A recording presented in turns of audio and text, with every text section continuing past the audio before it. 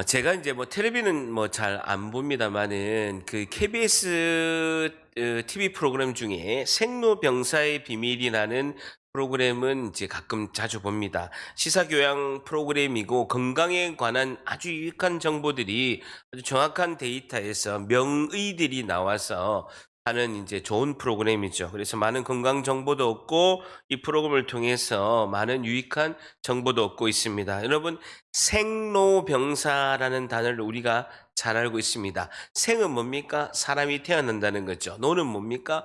태어난 우리는 이제 늙어가는 과정이 있다라는 거예요. 그러면서 병은 뭡니까? 그러면서 나이가 들면서 병이 들기도 하고, 사는 뭡니까? 죽음을 맞이하게 된다라는 것이죠. 태어나면서 생, 그리고 흰머리를 보면서 나도 늙어가는구나, 로. 그다음에 이제 절대 그렇지 않을 것 같은데 나이가 들면 병이 드니까 병, 그리고 마지막으로 죽음을 맞이하는 것이 우리의 운명, 사라고 할 수가 있죠. 죽음은 우리가 언제 죽을지, 어떻게 죽을지, 어느 장소에서 죽을지는 아무도 모르고 우리가 죽음을 맞이하게 됩니다. 죽음은 우리에게 주는 메시지가 있죠. 무슨 메시지입니까? 누구에게나 닥칠 그 죽음은 미래에 당연히 죽음이라는 그 운명을 우리가 맞이하게 될 것인데, 그 죽음이라는 것을 의식하고 인정할 때 우리는 예수님의 이름을 부르고 예수님을 믿는 삶을 살아가면서 천국의 소망을 가지고 살아간다라는 것입니다. 하나님께서는 우리 각자 하나님의 백성에게 생로병사의 한 기둥을 우리 가운데 세워 가신다는 것입니다. 이 땅에서 생명으로 출발해서 세월을 맞이하고 죽음, 그리고 죽음 너머의 영원한 하나님 나라를 우리가 바라보고 예수님의 주되심을 우리가 고백하면서 살아가는 것이 하나님 나라의 백성이라고 할 수가 있습니다. 50대 중반이 됐는데요. 인생을 살면서 저에게도 많은 고난이 꽤 있었습니다. 이런 말 있죠. 필립 안시가 하는 말인데요. 고통은 누구에게도 원하지 않지만 하나님의 선물이다. 필립 안시가 이런 이야기 했습니다. 고통은 누구에게도 원하지 않지만 하나님의 선물이다. 저에게도 고통이 있었기에 주님을 찾은 거죠. 저는요, 최선을 다하면 잘 살고 부자 되고 행복한 그런 어릴 때부터 아버지한테 세뇌 교육을 받았어요.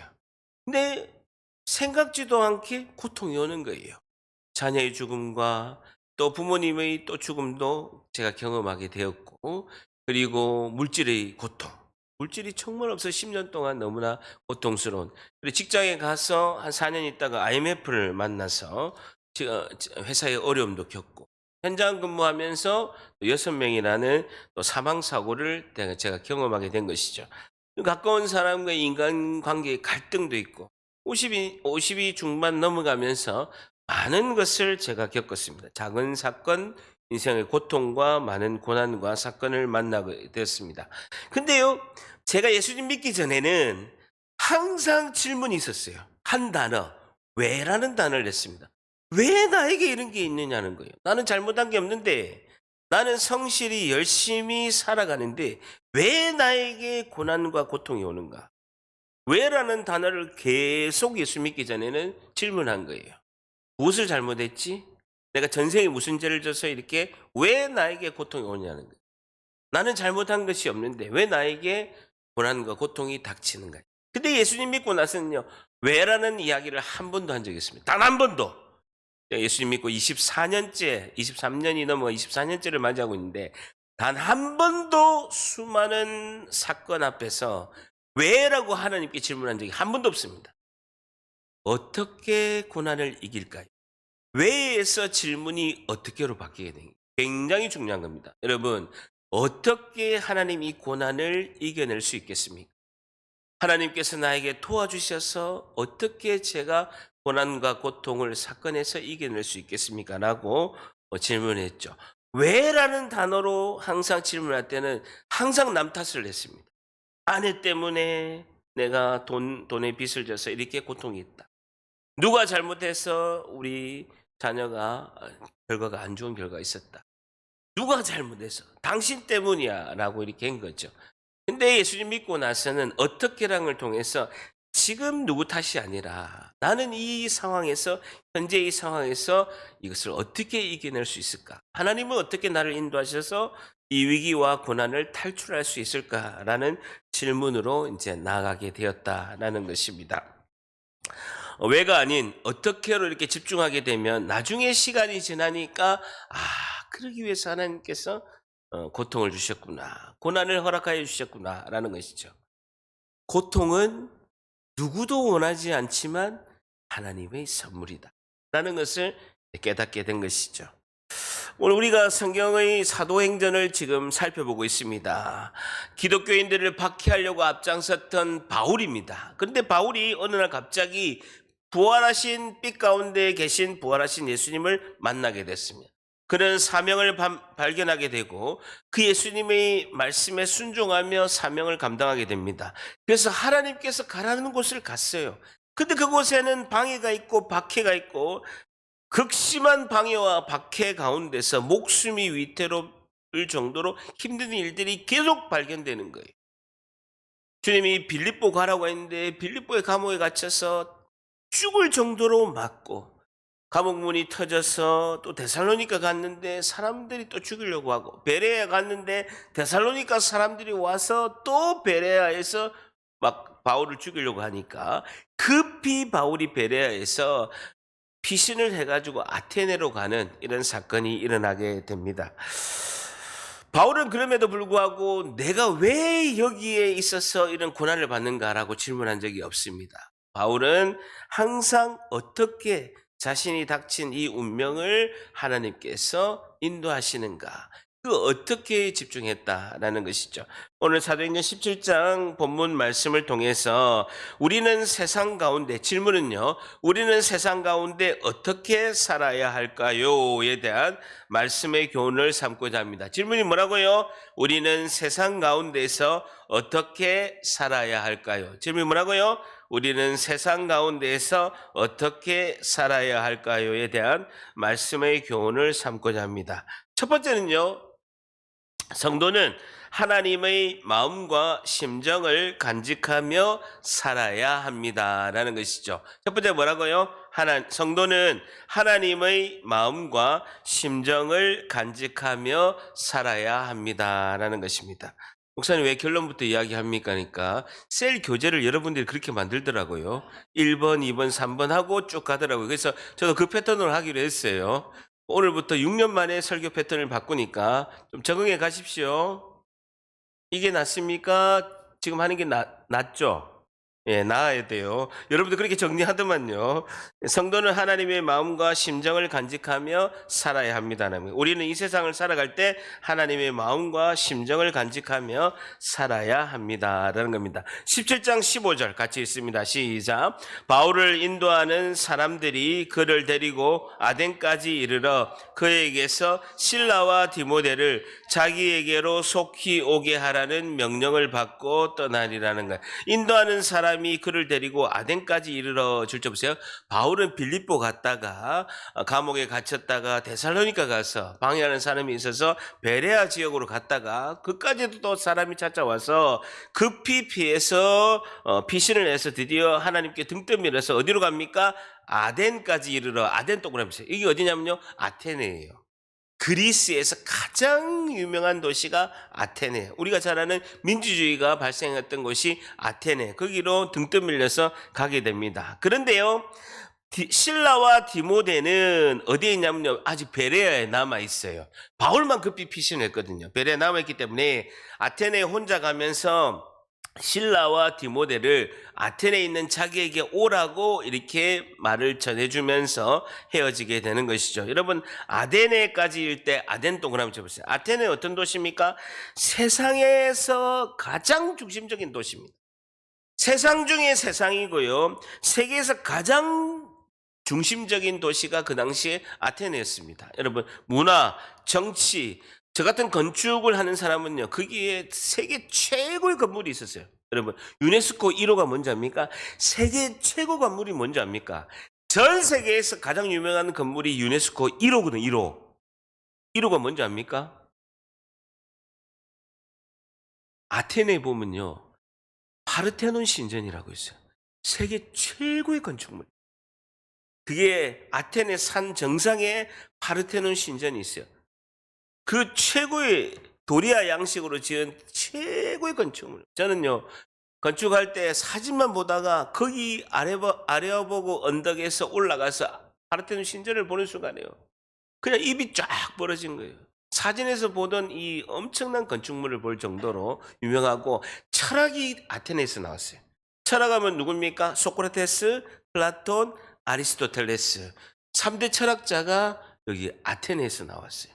그래서 정치, 경제, 건축, 문화, 철학 모든 것이 있게 되고 민주주의가 아테네에서 나왔다라는 것이죠.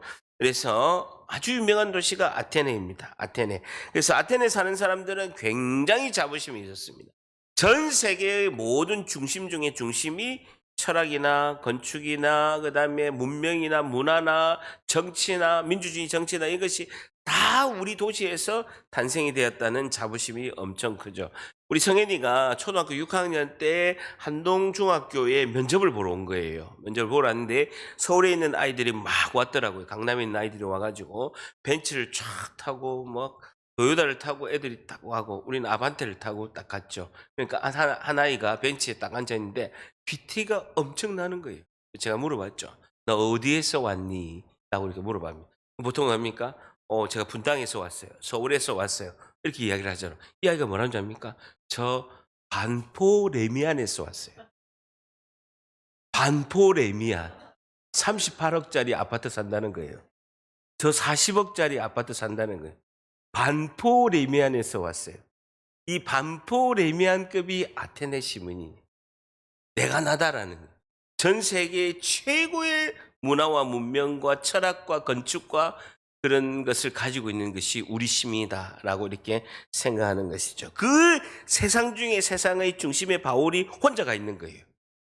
디모데하고는 아직 오지 않았고, 실라와 디모데는 베레아에서 와야 되고 혼자 이렇게 있게 되는 거예요. 그러면 베레아에 있는 디모데와 실라가 올 동안에 기다려야 되는데 혼자 이렇게 있는 상황이 있게 됩니다. 자, 그러다가 17장 16절 같이 있습니다. 시작. 바울이 아덴에서 그들을 기다리다가 그 성에 우상이 가득한 것을 보고 마음에 격분하여 동그랗습니다. 그들 누굽니까? 실라와 디모데를 기다리다가 그 성에 우상이 가득한 걸 보고 마음이 격분하였다. 격분하여 동그랗습니다. 이게 오늘 핵심. 이게 하나님의 심정이에요. 하나님의 심정. 파르테논 신전이 있고 그 파르테논 신전을 섬기기 위해서 주변에 작은 신전이 엄청나게 많은 거예요. 엄청나게 수많은 신전과 건축물들이 증비하고 무익한 그 사악한 우상들을 섬기는 걸 보고요, 마음이 격분하게 된다는 거예요. 격분하게 동그랗지면요, 파록시노라는 단어인데요, 의학 용어입니다. 경련을 일으키고 발작을 일으키다는 거예요. 바울의 마음이 경련을 이루고 발작을 일으킬 정도로 격분했다라는 것입니다. 그 분노하고 그 우상 숭배하는 것에 격분을 했다라는 거예요. 경련과 발작을 일으킬 정도는요, 엄청난 화가 났다는 것이죠. 바울은요, 빌립보와 데살로니가와 베레에서 굉장히 힘들었습니다. 자기를 공격한 사람 때문에 굉장히 힘들었는데 지금 피신을 온 상태예요. 등 떠밀어 가지고 겨우겨우 아테네까지 이제 피신을 왔는데, 지금 이제 자기가 누굽니까? 실라와 디모데가 올 때까지 좀 쉬면서 기다려도 되는 거예요. 빌립보에서 죽을 만큼 회장을 맞고, 그리고 데살로니가에서 사람들이 시장에 있는 깡패들을 동원해 가지고 잡으러 오고 피신하고, 또 베레아까지 갔는데 데살로니가에서 베레아까지 와가지고 공격하니까 굉장히 지치고 힘든 상황에서 디모데와 실라를 기다리면서 쉬면 됩니다. 쉬고 사역하면 되는데 그렇지 않고 쉼을 가지지 않고 가만히 있지 못하고 있는 경우는요, 바울이 이 아테네의 세상을 보면서요, 격분했다는 거 절단합니다. 격분하여 의로운 울분이 생겼다는 건 하나님이 주시는 마음이에요. 하나님의 마음이라는 거예요. 사랑하는 성도 여러분, 우리는 세상을 보면서 울분이 있습니까? 우상을 섬기고 막 절에 가고 계속해서 전보로 가고 계속해서 굿하고 이런 것을 보게 되면서 나에게 의로운 울분이 있는가라는 것이죠. 바울은 우상이 가득한 세계 최고의 도시 아테네를 보고 분노하고 질투하고 주체할 수 없는 하나님의 심정이 자기에게 밀려왔다라는 것이죠. 여러분, 우리는요, 믿음으로 말미암아 주님이 의인이라고 해서 천국 백성으로 하나님께서 삼아 주신 거예요. 재판을 하셨는데 의인으로 인정해 주신 것이죠. 그런데 여전히 우리는 어디에 있습니까? 육체 가운데 있고 세상 가운데 있는 것이죠. 여전히 우리는 하나님께서 법적으로 의인으로 인정해 주셨지만 전제적인 죄인으로 세상 가운데 있고 육신 가운데 있는 거예요. 그러니까 내가 법적으로는 천국 시민권자를 갖는 하나님 나라의 백성이지만 나의 실제는 존재적인 죄인이고 죄 가운데 자꾸 끌리고 이 땅의 세상 가운데 있고 여전히 육신 안에 있기 때문에 죄를 짓는 생각이 계속 난다라는 거예요. 우리는 날마다 아테네의 중심에 서 있다는 거예요. 우리는 이 아테네 중심에 세상 중심에 늘 있으면서 어떻게 있어야 되냐. 이 하나님이 이 우상숭배에 대한 울분과 격분하는 마음이 우리 안에 있어야 된다라는 것이죠. 눈을 뜨면 우리는 세상 가운데 갑니다. 직장도 가고 학교도 가게 되고 거기서 치열하게 영적 전쟁을 일으키는 거죠. 우리는 항상 매일매일 아테네에 가게 돼 있다라는 겁니다. 때로는 고통과 고난과 힘듦이 있을지라도 내가 이 세상의 중심 아테네에 맨날 서 있을 때 버티고 살 수 있는 것은요 단 하나, 격분하여 판옥신호 하나님의 심정으로 세상을 살아야 한 줄 믿습니다. 그래서 우리 세상 가운데 어떻게 살아야 하냐? 첫 번째는요, 성도는 하나님의 마음과 심정을 간직하며 살아야 합니다 라고 말씀드릴 수가 있는 겁니다. 여러분, 셀 교제하고 이렇게 같이 가니까 이해가 더 되시죠?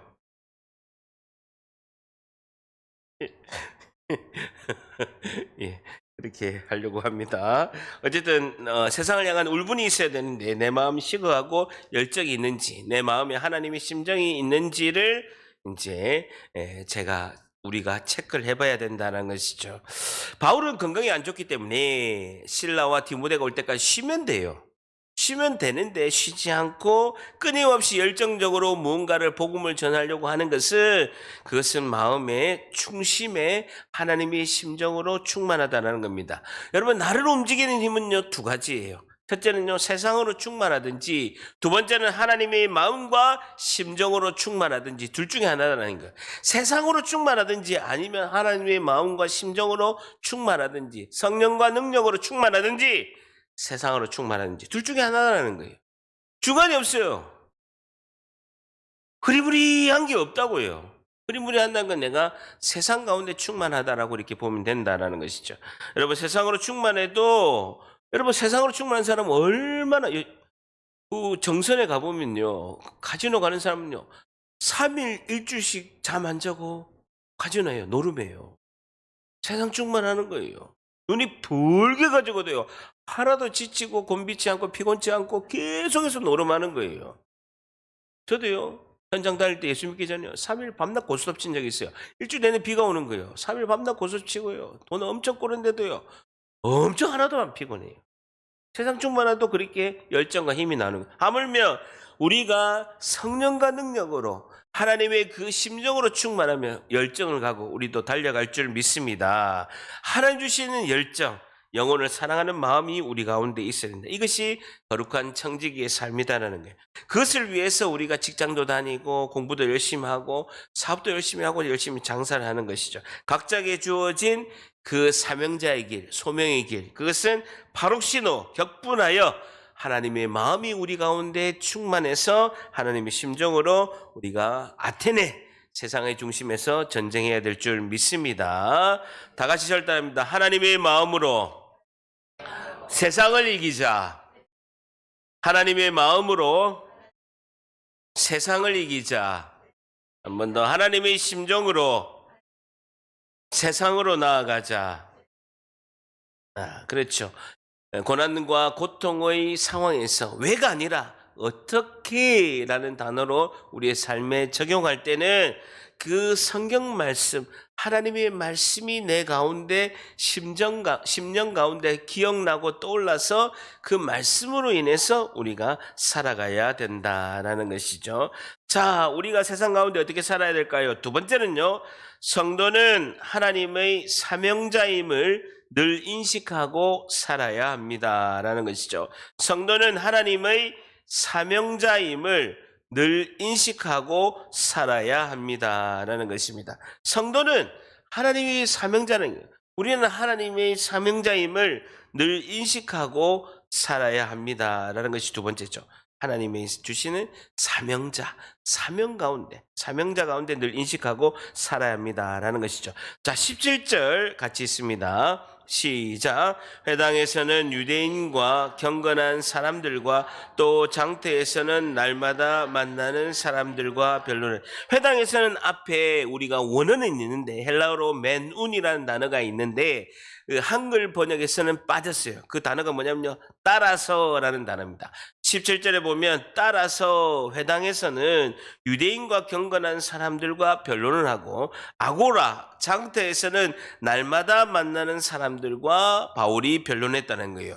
디모데와 실라가 오기 전에도 불구하고 바울은 그렇게 했다는 거예요. 회당에서는 그가 습관대로 규례대로 회당을 찾아서 복음을 전하고, 장터 법정 시장터 중심지에서는, 아고라에서는, 아테네 시내에서는 자기가 그 사람이 북적대는 생활의 중심지에서는 하나님을 변론했다라는 것이죠. 변론하니 동그라미 쳐보세요. 디알레고마이라는 단어인데요, 하나님의 변호사가 되다라는 거예요. 변증을 하다.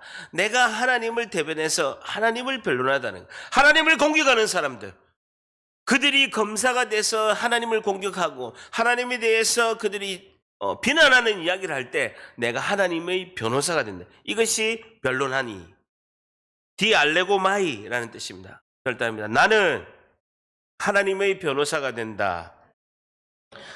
세상 법정에서, 아고라, 세상에 우리가 나아가서 하나님을 대신해서 하나님을 변호하는 변호사가 되어야 된다라는 겁니다.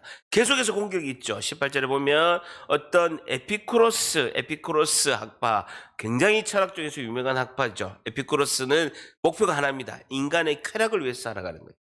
그들의 목적은 인간의 쾌락을 위해서 살아가는 철학자들이. 신은 인간과 멀리 있고 신은 인간의 삶과 관계가 없다. 그럼 어떻게 살아야 되느냐? 염려에서 벗어나서 마음의 쾌락을 가지고, 인생의 목표는 쾌락을 향해서 달려간다. 그게 우상숭배의 가장 기본이 쾌락을 향해서 달려가는 거예요. 신은 내하고 관계가 없다는 거예요. 신은 있긴 있는데 나와 관계가 없다는 거예요.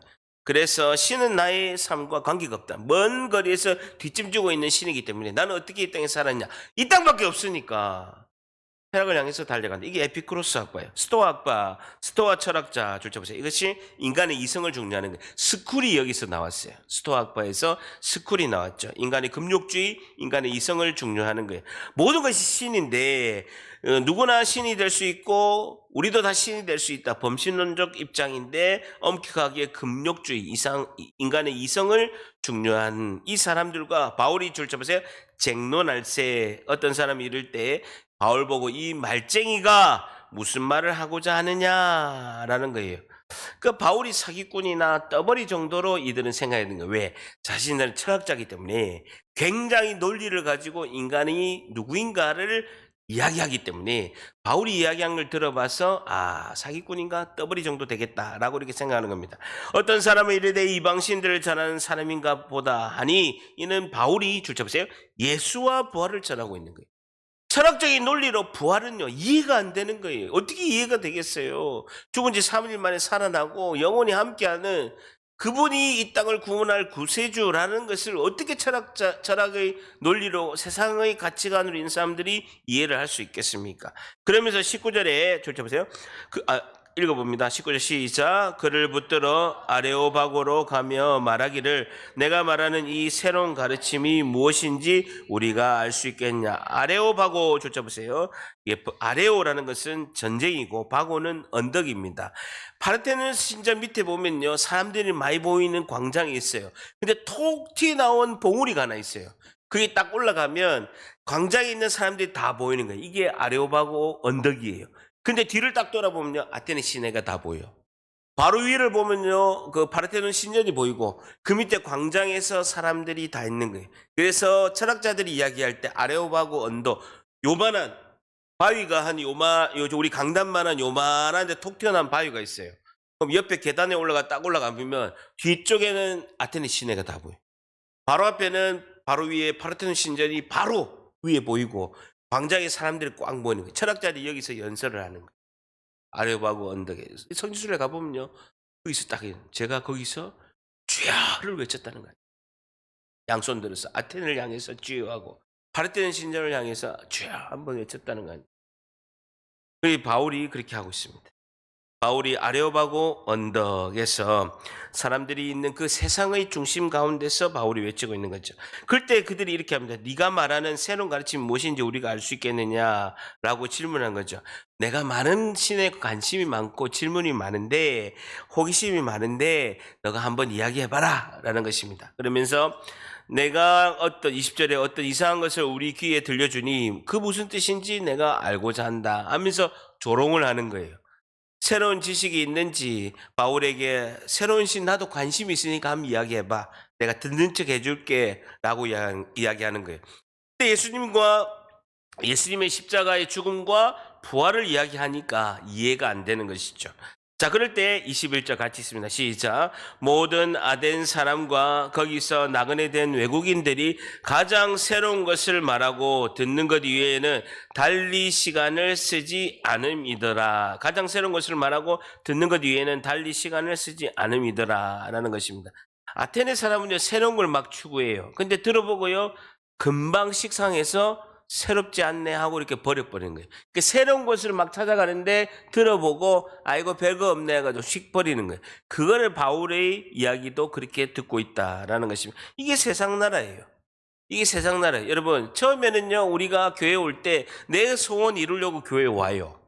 그러나 복음을 듣다가 예수님이 나를 위해 십자가에 죽었네, 하나님이 살아계시고 하나님 나라에는 천국 백성 되려면 예수님의 그 십자가의 구원의 은혜를 믿고 부활하신 예수님의 그 영생의 생명의 능력을 따라서 내가 가야 되겠네라고 충격적으로 복음을 받아들입니다.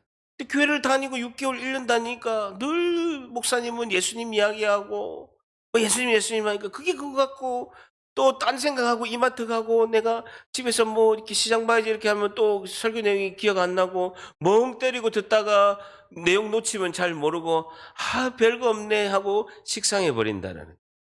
교회 안에도 아테네가 있어요. 아레오바고 언덕 밑에 있는 군중들이 있다라는. 똑같아요.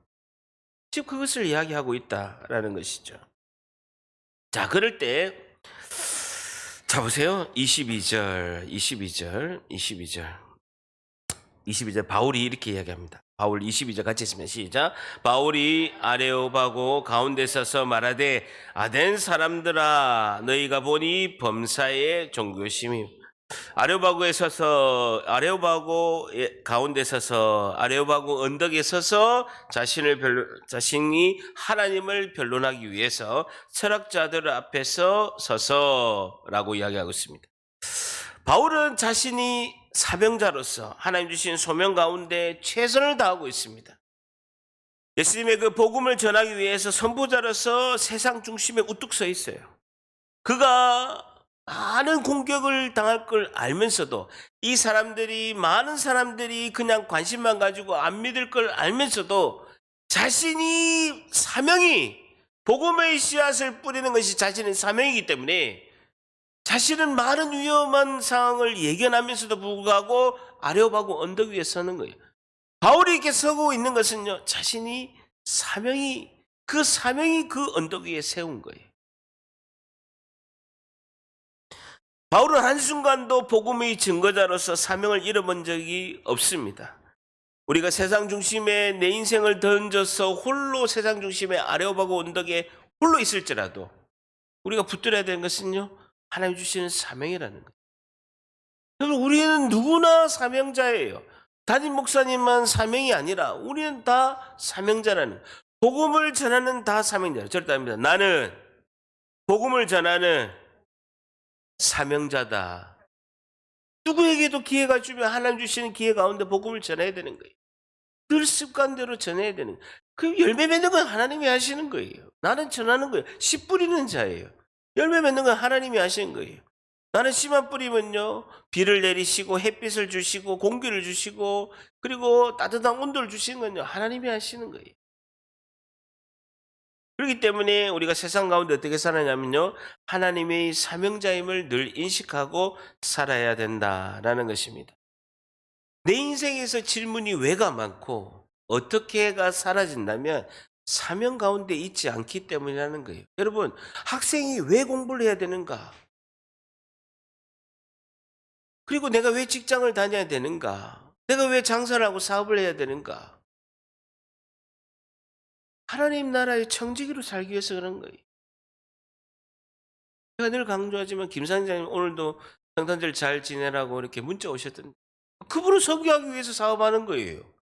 그분은요, 나는 선교하기 위해서 한다는 거예요. 전 세계의 선교지에 선교센터, 태권도 도장을 통해서 선교센터를 세워서 복음을 전하는 그곳이 교회가 되기 위해서 내가 사업한다는 거예요. 사업에 별로 관심이 없어. 돈 벌면 선교하는 거예요. 사업이 너무 잘 돼. 분명한 거예요. 나는 선교하기 위해서, 그 사명을 이루기 위해서 사업을 한다. 인생의 의미, 내가 왜 살아야 되는가? 내가 어떻게 살아야 되는가? 이것은요, 나의 사명이 내 삶을 이끌어가는 것입니다. 학생들은 내가 왜 공부를 해야 되는 건지, 성인들은 내가 왜 직장을 다녀야 되는지, 사업하는 사람, 장사하는 사람은 내가 왜 장사를 해야 되는지, 그 해답은요, 나의 사명이에요. 하나님께서 내가 어릴 때부터 아니면 청소년 때부터, 청년 때부터 일찍 우리에게 구원의 은혜를 베푸신 건요, 단 하나예요. 너가 일찍 믿어서 하나님 나라의 사명을 감당해라는 거예요. 사명이 내 삶을 이끌어가요. 저는요, 선지집사 때도 이거 했어요. 복음을 전하고 성경을 가르치고 말씀을 전하고, 아수집사 때도 그렇게 했어요. 전도사 때도 하고 있고, 풀타임 사역자다 목사 될 수도 이거 하고 있는 거예요. 휴가 모아서 여름 성경학교, 겨울 성경학교, 교회 행사 있는데 휴가 가고, 또 휴가 모아가지고 선교 가고, 돈 열심히 벌어가지고 교회에다가 하고, 하나님 복 주시고 건강 주시고 에너지 주시고 직장 주시고 돈 벌게 하시고 화목 주시고 평화 주시고 화평 주시고, 뭐 하려고요? 영혼 살리려고. 아니 여러분, 영혼 사는 것보다도 더 중요한 게 있습니까? 가장 중요한 건 영혼 사는 거예요. 돈은 그 다음이에요. 그 다음 제일 중요한 건 영혼 사는 거예요. 사람이 살고 죽는 것이 제일 중요하죠. 더 중요한 게 뭐 있습니까? 죽고 사는 거 외에 더 중요한 거 아무것도 없어요. 사명이라는, 내 삶을 사명이 이끌어가는 거예요.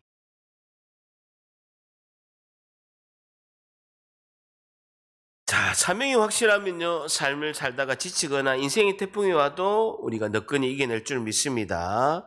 예, 자, 그러면서 사도행전 20장 24절에 제가 늘 암송하는 말씀입니다. 내가 달려갈 길과 주 예수께 받은 사명, 곧 하나님의 은혜 복음을 증언한 일을 마치라밀 때는 나의 생명조차 조금도 귀한 것으로 여기지 아니하노라. 절단합니다. 사명자는 지치지 않습니다.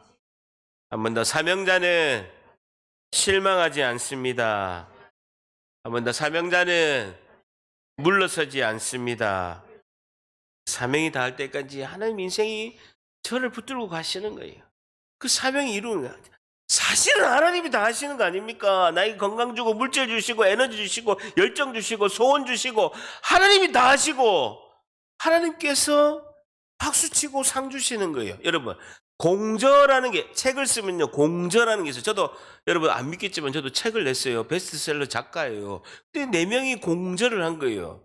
우리가 술 늘 먹고 저녁마다 회식 가가지고 술 먹다 우리 인생 그렇게 살면 안 된다 해가지고 한동안 제가 정신 차린 적이 있어요. 예수 믿기 전에.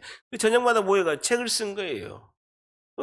건축 시공책을 샀는데 굉장히 많이 팔렸어요. 우리 그렇게 많이 팔릴 줄 모르고 몇 권이나 사겠냐 해가지고 인쇄를 부수대로 해가 했으면 돈 많이 벌었을 건데, 우리가 그렇게 많이 안 팔 걸로 하고 300만 원에 퉁쳐 가지고 책을 만든 거예요. 놀랍게도 책이 너무 많이 팔린 거야. 너무 많이 팔린 거예요. 그리고 300만 원 갖고 술 한 잔 먹고 땡 해 버렸어요.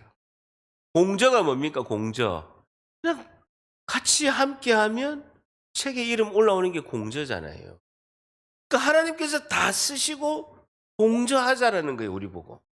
이게 하나님의 은혜다라는 것이죠.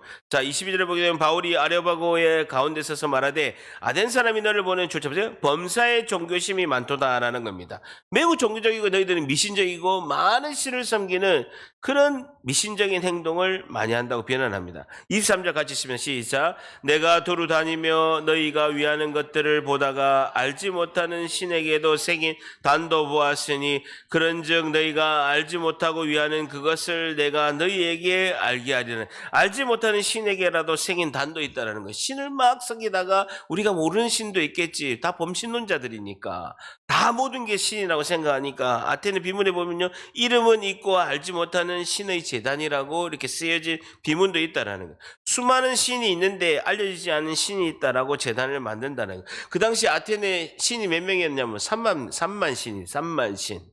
3만 신을 섬기는데 혹시나 빠졌을까 싶어서 알려지지 않는 신에게 혹시나 해서 제단을 만들었다라는 것입니다. 그래서 바울은 그들에게 그런 철학적이고 미신적인 그들에게 이제 복음을 딱 전하게 됩니다. 자, 마지막으로요, 바울의 설교의 하이라이트가 31절입니다.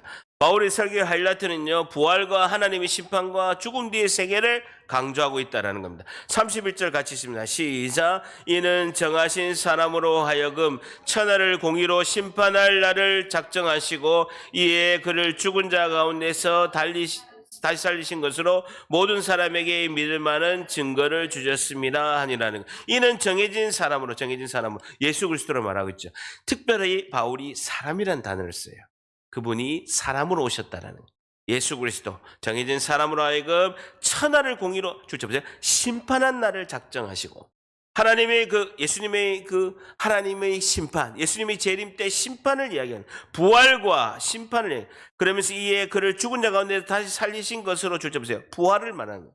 모든 사람에게 믿을 만한 증거를 주셨습니다. 우리는 반드시 부활해서 다시 살아날 것입니다.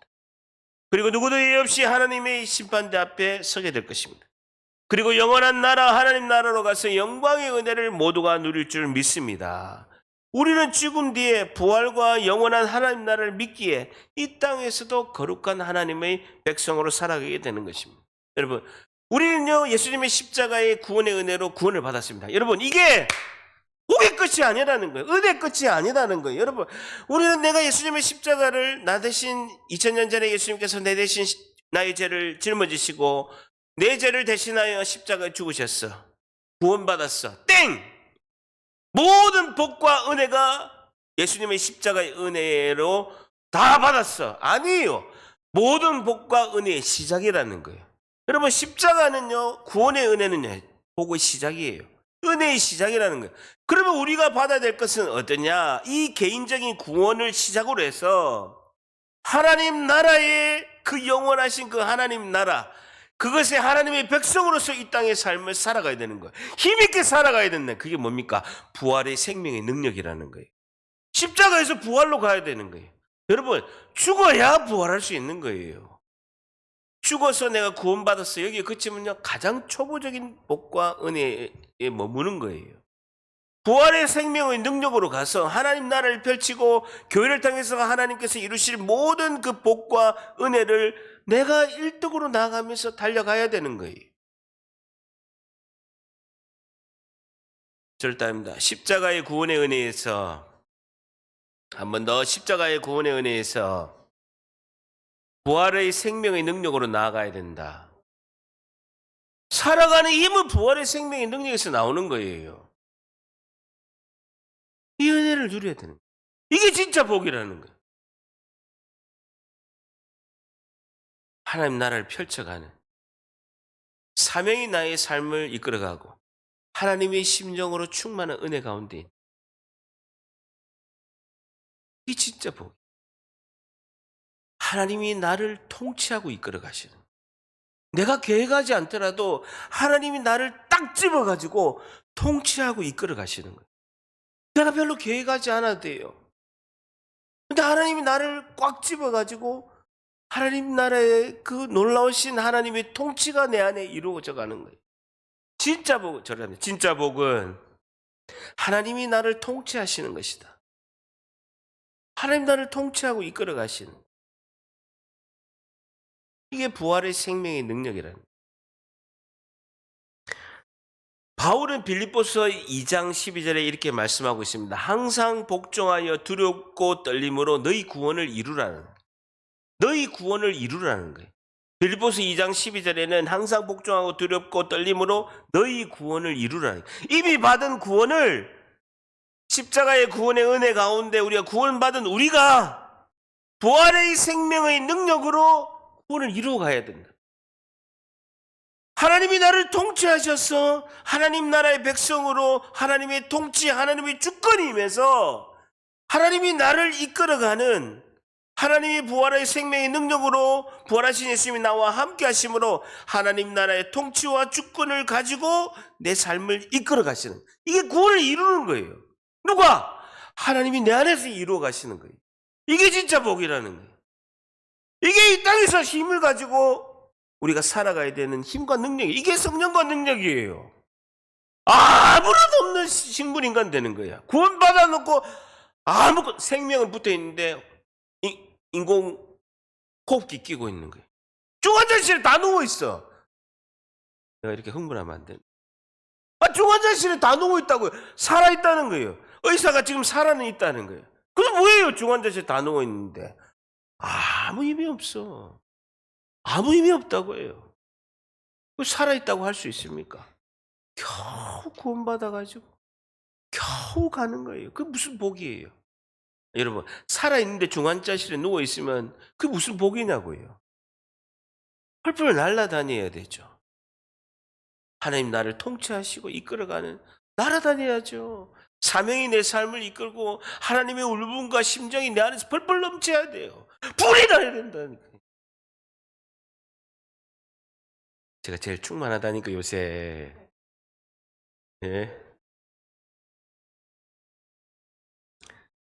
절대랍니다. 두렵고 떨림으로 너희 구원을 이루라. 부활의 생명의 능력으로 나아가야 되는 거예요. 여러분, 죽어야 부활할 수가 있어요. 절대랍니다. 죽어야지.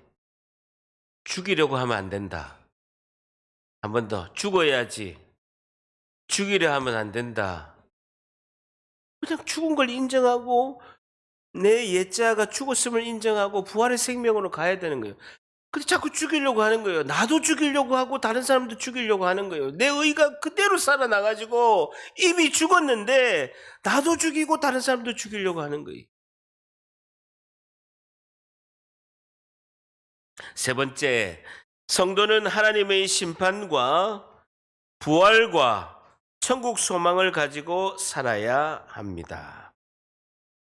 세 번째, 성도는 하나님의 심판과 부활과 천국 소망을 가지고 살아야 합니다. 라는 것이죠.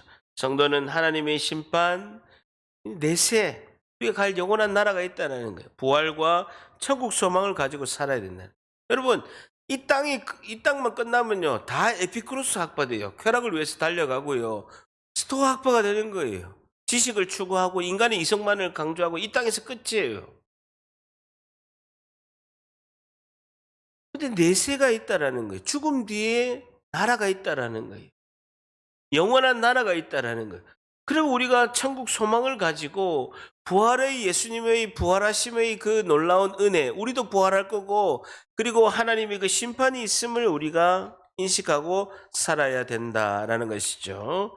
그래서 여러분 보세요. 진짜 복음이 딱 있게 되면 홍해 갈라듯이 갈라지게 됩니다. 32절 같이 있습니다. 마지막입니다. 시작. 그들이 죽은 자들의 부활을 듣고 어떤 사람은 조롱도 하고 어떤 사람은 이 일에 대하여 내 말을 다시 듣겠다 하니, 첫 번째 뭡니까? 어떤 사람은 조롱을 하는 거예요. 두 번째는요, 어떤 사람이 이 일에 대해서 네 말을 다시 듣겠다. 내가 체면을 봐서 내가 한 번 더 들어줄게. 이렇게 하는 거예요. 부활의 그 복음이 온전히 전하니까 이성과 이런 생각을 가지고 있는 이 철학이 가득한 아테네 사람들은요, 못 받아들인 거예요. 왜? 마음이 길가고 마음이 바위예요. 근데 몇몇 사람은 듣는다라는 거예요. 33절 이에 바울이 그들 가운데 떠나며 3, 4절 줄쳐보세요. 굉장히 중요합니다. 세 번째는 뭡니까? 몇 사람이 그를 가까이하여 믿게 됐다는 거예요. 그 중에 아레오바고의 그 언덕을 관리하는 줄쳐보세요.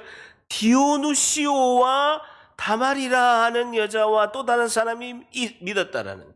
그럼 많은 사람이 믿는 게 아니라 이 디오누시오라는 한 사람, 그리고 다마리라라는 여자와 다른 사람이 있었다는 거예요. 이 디오누시오는요, 아테네의 기독교의 첫 감독이에요. 이 한 사람을 위해서 바울이 외친 거예요. 온갖 수모를 당하면서 이 디오누시오, 나중에 아테네의 그 시의 첫 기독교 감독이 될 이 한 사람을 위해서 바울이 외쳤던 것입니다. 여러분, 하나님 나라의 성공은요, 실패는요, 성교수가 아니에요. 복음을 뿌렸을 때 한 사람이라도 믿어서 그 사람이 감독이 되어서 그 아테네 시를 변화시키는 주인공이 된다는 것입니다. 여러분, 우리의 삶을 살아가는데 나의 열정이 다시 회복되고 하나님의 마음과 심정으로 우리의 사명감이 불타오르고 하나님의 그 심판과 부활과 천국 소망을 가지며 살아가는 우리 모두가 되시기를 예수님의 이름으로 축복합니다. 기도하겠습니다. 하나님.